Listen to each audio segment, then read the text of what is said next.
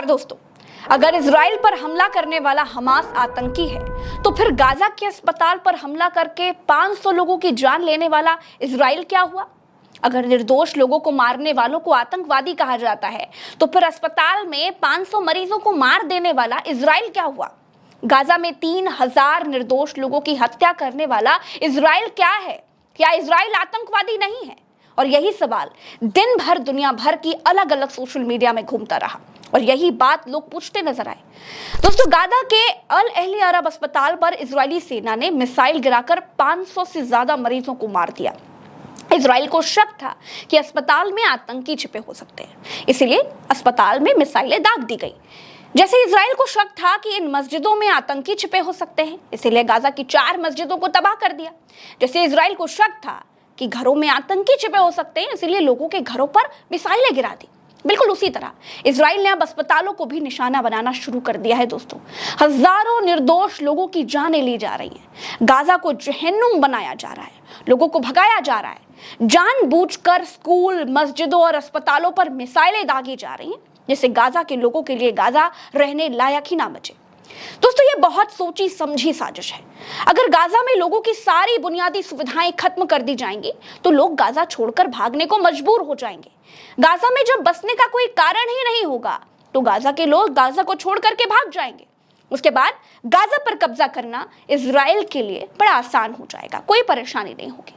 अगर आप बिल्कुल ध्यान से देखेंगे तो आप बस पूरी क्रोनोलॉजी को समझ पाएंगे और जान पाएंगे कि इजराइल गाजा के रिहायशी इलाकों पर आखिर बमबारी कर क्यों रहा है, क्यों इमारतें तबाह कर रहा है, क्यों आम लोगों पर हमला कर रहा है, मस्जिदों को तबाह आखिर क्यों कर रहा है। गाजा का पानी इजराइल ने काटा ताकि लोगों को भगाया जा सके। इंटरनेट इजराइल ने बंद कर दिया जिससे गाजा के आम लोगों को भगाया जा सकता। गाजा की बिजली काट दी गई जिससे आम लोगों को भगाया जा सके। इजराइल हमास से युद्ध नहीं लड़ रहा है दोस्तों, बल्कि गाजा को खाली कराने की बहुत बड़ी साजिश रच रहा है। इजराइल के सामने हमास की कोई औकात नहीं है, लेकिन हमास के सहारे इजराइल गाजा पर कब्जा करने की कोशिश में कामयाब हो रहा है। लाखों लोग मिस्र से शरण मांग रहे हैं, लेकिन मिस्र अपनी सीमा में किसी को घुसने नहीं दे रहा है। लाखों लोग जॉर्डन की सीमा पर खड़े हैं। जॉर्डन भी गाजा से जान बचाकर भाग रहे लोगों को अपने देश में शरण नहीं दे रहा है। कोई मुस्लिम देश गाजा के लोगों को शरण देने के लिए तैयार नहीं है। दोस्तों, एक और अस्पताल अल कुद्स को इजरायली सेना ने खाली करने का ऑर्डर दे दिया है। दोस्तों, इजरायली राष्ट्रपति कहते हैं कि गाजा में कोई निर्दोष नहीं है। उसके बाद एक दूसरे अस्पताल पर मिसाइल हमला हो गया और 500 से ज्यादा इलाज करा रहे मरीज मारे गए। अब कहानी बनाई जा रही है कि हमास की मिसाइल मिस हो गई थी और वही मिस हुई मिसाइल अस्पताल पर जा गिरी, जिससे 500 लोगों की जानें चली गई। अमेरिका ने जांच की बात कही है। अब अमेरिका क्या जांच करेगा ये तो दुनिया जानती है। जो युद्ध करवा रहा है वही जांच की बात कह रहा है। जो इजराइल को लड़ने के लिए बंदूकें दे रहा है वही जांच की बात कर रहा है। एक वीडियो जारी करके बताया जा रहा है कि ये वही मिसाइल है जो मिस हो गई थी और अस्पताल पर गिर गई, लेकिन इसे फायर किसने किया और इस वीडियो की सत्यता क्या है ये किसी को नहीं मालूम। दोस्तों, गाजा में ही करीब 3000 लोग मारे जा चुके हैं। हमास के आतंकियों को मारने निकली नेतन्याहू की सेना ने 3000 के करीब आम बेकसूर लोगों को मार दिया है। इजराइल अपने सभी पाप हमास के सिर पर मढ़ रहा है। हमास आतंकी संगठन है। हमास को खत्म करने के लिए इजराइल ने नरसंहार का जो रास्ता अपनाया है दोस्तों, वो सरासर गलत है। अगर सबको हमास ही मार रहा है तो अब सवाल ये उठता है कि Israeli rocket, Israeli fighter planes और इजरायली बंदूकों से क्या फूल बरस रहे हैं?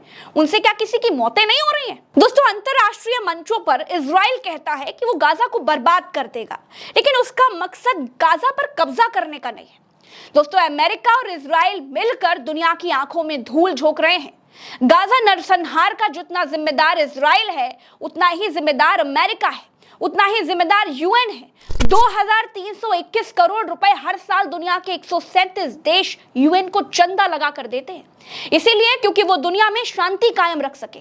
लेकिन आज तक यूएन दुनिया के किसी भी हिस्से में कभी भी शांति बनाकर नहीं रख पाया है। रूस यूक्रेन जंग के बीच फिलिस्तीन इजराइल संकट ने संयुक्त राष्ट्र संघ की भूमिका पर बड़े सवाल उठा दिए हैं। संयुक्त राष्ट्र संघ की नाकामी की वजह से यूरोप और मिडिल ईस्ट के देश हिंसा की आग में झुलस रहे हैं। अब लोगों ने संयुक्त राष्ट्र संघ के खिलाफ ही मोर्चा खोल दिया है। लोग संयुक्त राष्ट्र संघ को यूजलेस कहने लगे हैं। ईरान ने गाजा की तरफ से इजराइल से युद्ध लड़ने की धमकी दे दी है। मुस्लिम देश एक होने की बात कर रहे हैं, लेकिन एक हो नहीं पा रहे। ना ही गाजा के लोगों के लिए कोई इंतजाम कर पा रहे, ना ही इजराइल ने गाजा पर हमले बंद किए हैं। ईरान गाजा की तरफ से लड़ने की धमकी तो देता है, लेकिन लड़ने पहुंच नहीं पा रहा है। अब इस युद्ध में यह दिखाई देने लगा है कि गाजा पर जल्द ही इजराइल का कब्जा होगा। बहुत जल्द गाजा पर अमेरिका और इजराइल राज करेंगे। मुस्लिम देश सिर्फ बातों के बताशे बनाते रह जाएंगे। इजराइल और फिलिस्तीन के बीच युद्ध का यह 10वां दिन है दोस्तों।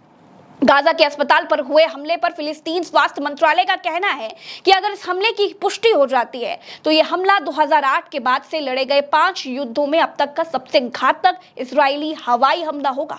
इजराइल के राष्ट्रपति इसहाक हर्जोग ने एक प्रेस कॉन्फ्रेंस में दावा किया है कि गाजा में कोई निर्दोष नागरिक नहीं है।